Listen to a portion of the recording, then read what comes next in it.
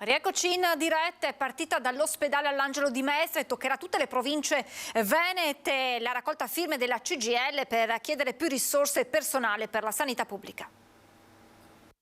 Noi con oggi lanciamo una campagna, non contro qualcuno ma per, denunciando per l'appunto quanto sta accadendo e rivendicando nei confronti del governo e chiedendo alla Regione, che ha un ruolo importante, di provare, come dire, ad invertire le politiche che ci hanno determinato e ci hanno portato in questa situazione. Senza risorse e personale, la sanità pubblica collassa. Parte da questo slogan e dall'ospedale di Mestre la campagna con raccolta firme della CGIL che chiede alla Regione Veneto di farsi portavoce in conferenza Stato-Regioni per il rifinanziamento del fondo sanitario, il reclutamento straordinario di personale e l'aumento di accessi alla formazione del personale medico e delle lauree sanitarie nelle università. Le politiche operate in questo Paese e di riflesso in questa Regione hanno visto nel contenimento della spesa pubblica e quindi nel blocco delle assunzioni e nel blocco dei contratti il fenomeno che ha determinato una delle maggiori sofferenze che noi stiamo vivendo. Le liste d'attesa anche nelle prestazioni ordinarie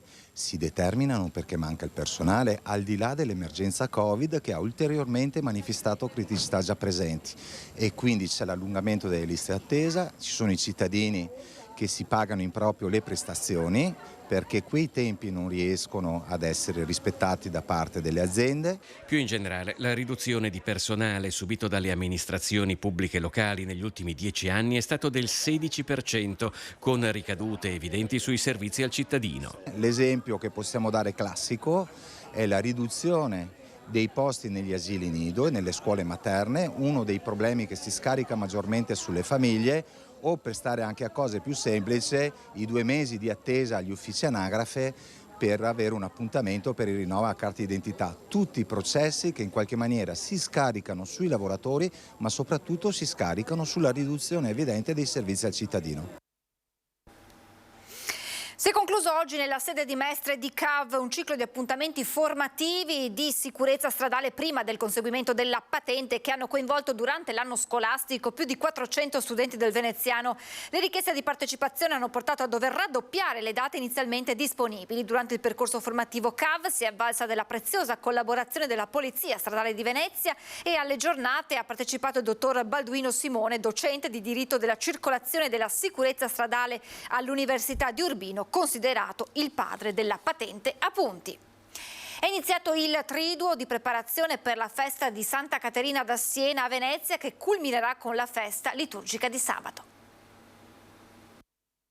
Venezia è in festa per celebrare Santa Caterina da Siena. I frati domenicani da secoli sono di casa a Venezia, nella Basilica dei Santi Giovanni e Paolo, nel cuore di Castello e proprio a fianco dell'ospedale cittadino. E nella Basilica dei Santi Giovanni e Paolo è custodita una speciale reliquia della Santa.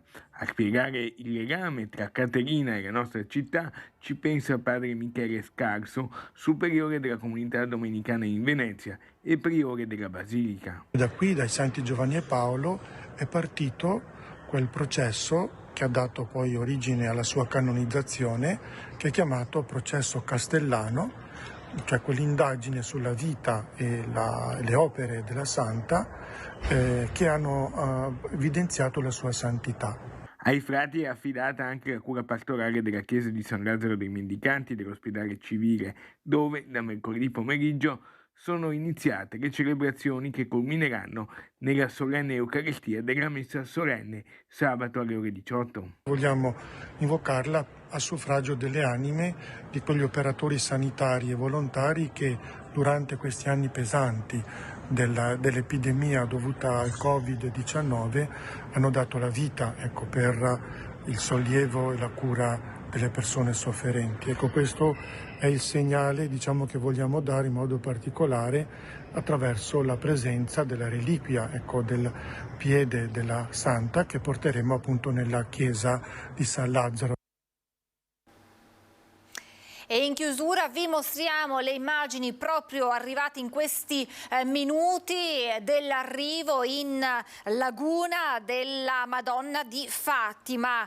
La statua, partita con il corteo acqueo, verrà accompagnata lungo il Canal Grande, la vedete sotto il ponte di Rialto, a bordo di una balottina scortata dalle remiere della città. Arriverà al Molo di San Marco, da dove prenderà il via una processione che condurrà la statua della Madonna di Fatima fino a San Salvador, dove il patriarca Francesco Moraglia celebrerà la Santa Messa. E naturalmente domani nell'edizione dei nostri telegiornali, a partire dalla prima edizione, le immagini di questo importante evento.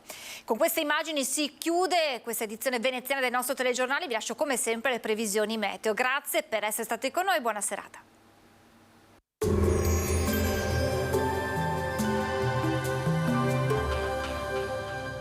La tua bolletta continua a salire? Chiamalo 0422 32 06 05, Exi, professionisti del risparmio energetico dal 2006. Ben trovati al meteo. La pressione atmosferica tende a diminuire, ma in questa giornata il tempo si manterrà buono. Vediamo insieme il dettaglio. Sul Veneto la grafica di sabato 29 aprile evidenzia un contesto stabile. Infatti non si verificheranno precipitazioni, cielo in prevalenza sereno o poco nuvoloso. Temperature in aumento, minime tra 5 e 12 gradi, massime tra i 19 e i 23 gradi all'incirca. Spostiamoci ora sul Friuli Venezia Giulia.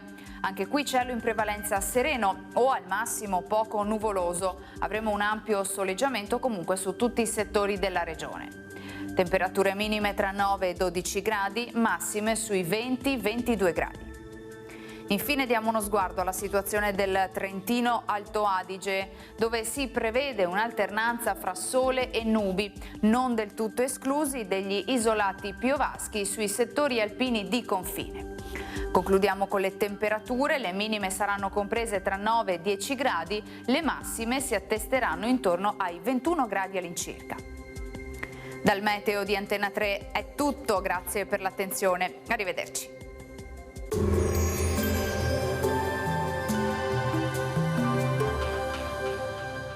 La tua bolletta continua a salire? Chiamalo 0422 32 06 05, Exi, professionisti del risparmio energetico dal 2006.